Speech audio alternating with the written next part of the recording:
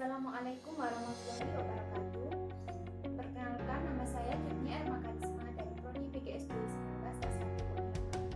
Kali ini kita akan belajar mengenai keanekaragaman makhluk hidup. Ya, tentunya kalian sudah tahu kan bahwa Indonesia merupakan negara yang mempunyai kekayaan alam yang sangat luas, sehingga memiliki keanekaragaman makhluk hidup yang sangat tinggi. Contohnya saja di lingkungan sekitar kita terdapat ayam, kelinci, kupu-kupu, dan lain-lain.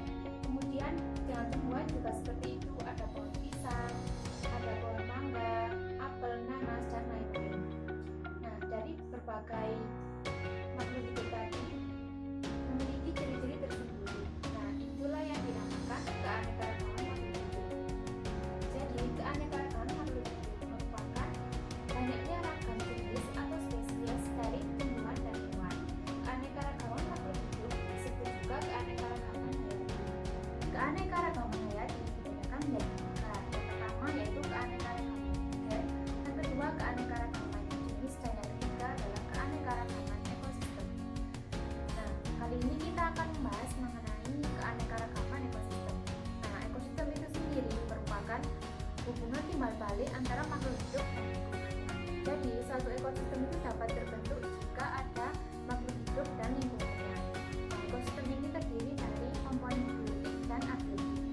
Komponen biotiknya adalah komponen makhluk hidup seperti yang ada di dalamnya, seperti tumbuhan dan hewan. Kemudian komponen abiotiknya adalah komponen benda mati seperti batu, sungai, dan lain-lain.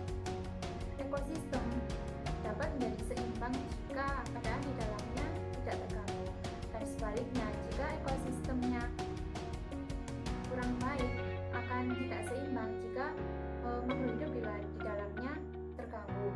Misalnya di ekosistem sawah, jadi di dalam ekosistem sawah terdapat rantai makanan. Yang pertama produsennya yaitu padi kemudian dimakan oleh tikus, tikus dimakan oleh ular, dan ular dimakan oleh burung elang. Kemudian burung elang saat mati akan diuraikan oleh bakteri pengurai atau dekomposer. Nah, disitulah jika ularnya punah atau banyak diburu oleh manusia, maka tikusnya menjadi sangat banyak dan akan merusak padi-padi di pertanian, sehingga akan menyebabkan pertanian menjadi terganggu, sehingga ekosistemnya semuanya menjadi terganggu, ekosistem sawahnya.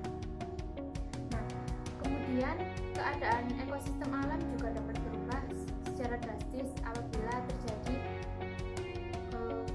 bencana alam seperti gunung meletus. Nah, seperti gunung meletus tersebut dapat terjadi tiba-tiba dan dapat mengakibatkan ekosistem hutan rusak. Nah, ekosistem ada beraneka ragam. Ada ekosistem keanekaragaman ekosistem gurun, ekosistem kutub, kemudian ekosistem hutan tropis, dan lain-lain. Nah, dari tingginya keanekaragaman makhluk hidup tadi dapat memberikan banyak manfaat bagi kehidupan manusia, dan tentunya kita harus melestarikan dan menjaganya. Apa saja sih manfaat yang dapat kita peroleh dari tingginya keanekaragaman hayati? Nah, yang pertama yaitu sebagai sumber kehidupan, yaitu sebagai sumber sandang, pangan, papan, dan obat-obatan. Bayangkan saja jika tidak ada air, hewan, dan tumbuhan, maka bahan pangan kita peroleh dari apa? Kemudian kayu sebagai sumber bahan untuk pembangunan rumah. Nah, yang kedua manfaatnya yaitu untuk keseimbangan ekosistem. Nah, contohnya saja seperti tadi, jika di ekosistem sawah ularnya kemudian punah atau banyak diburu manusia ataupun karena keadaan alam, maka tikus-tikus akan semakin banyak karena tidak ada yang memaksa tikus tersebut, sehingga kualitasnya menjadi buruk dan kemudian akan berpengaruh terhadap pertanian yang dihasilkan. Yang ketiga yaitu sebagai sumber ekonomi. Nah, kita memperoleh susu, telur, nah itu dari hewan-hewan. Kemudian yang keempat yaitu sebagai sumber ilmu pengetahuan dan teknologi. Nah, dengan banyaknya keanekaragaman makhluk hidup tadi, kita dapat belajar mengenai hewan-hewan langka. Kemudian kita dapat mengetahui berbagai hewan-hewan dan tumbuhan-tumbuhan yang hidup di di alam. Nah, kemudian hal itu dapat menambah wawasan kita mengenai keanekaragaman hayati. Dan juga kita dapat belajar langsung di alamnya tersebut. Nah, bagaimana sih caranya kita untuk menjaga kelestarian keanekaragaman hayati? Nah, pertama, melakukan reboisasi dan tebang pilih. Nah, hal ini dilakukan untuk menjaga habitat asli dan menjaga makhluk hidup di dalamnya untuk melestarikannya. Nah, yang kedua yaitu untuk pencegahan terjadinya tanah longsor dan banjir.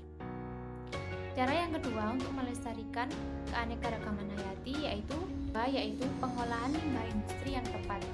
Nah, cara ini dilakukan seperti sampah-sampah plastik yang kemudian kita manfaatkan dan kita daur ulang menjadi kerajinan tangan dan lain-lain. Cara yang ketiga yaitu penangkaran hewan-hewan langka. Nah, cara ini dibedakan menjadi dua, yaitu pelestarian in situ dan pelestarian ex situ. Pelestarian in situ yaitu pelestarian yang dilakukan dalam habitat aslinya. Nah, contoh dari pelestarian in situ yaitu seperti Taman Nasional Komodo, kemudian Taman Nasional Ujung Kulon. Nah, yaitu untuk pelestarian ex situ yaitu pelestarian yang dilakukan di luar habitat aslinya. Contohnya Kebun Raya Bogor. Cara yang ketiga yang kita lakukan dalam melestarikan keanekaragaman makhluk hidup yaitu membuang sampah pada tempatnya. Nah, hal ini memang sangat sepele sekali. Namun kita harus melakukannya karena dapat berdampak pada lingkungan. Dengan membuang sampah pada tempatnya, maka akan mencegah terjadinya banjir dan juga akan mencegah penyakit-penyakit yang timbul dari sampah. Nah, masih banyak lagi cara-cara yang dapat kita lakukan.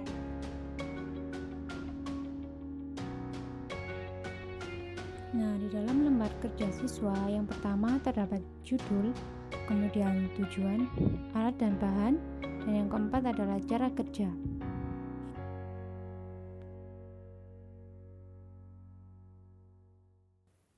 Kemudian pada bagian yang kelima yaitu melengkapi tabel.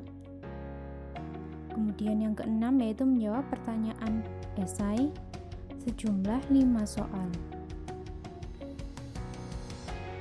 Yang dapat saya sampaikan, semoga materi pembelajaran keanekaragaman makhluk hidup kali ini dapat bermanfaat. Wassalamualaikum warahmatullahi wabarakatuh.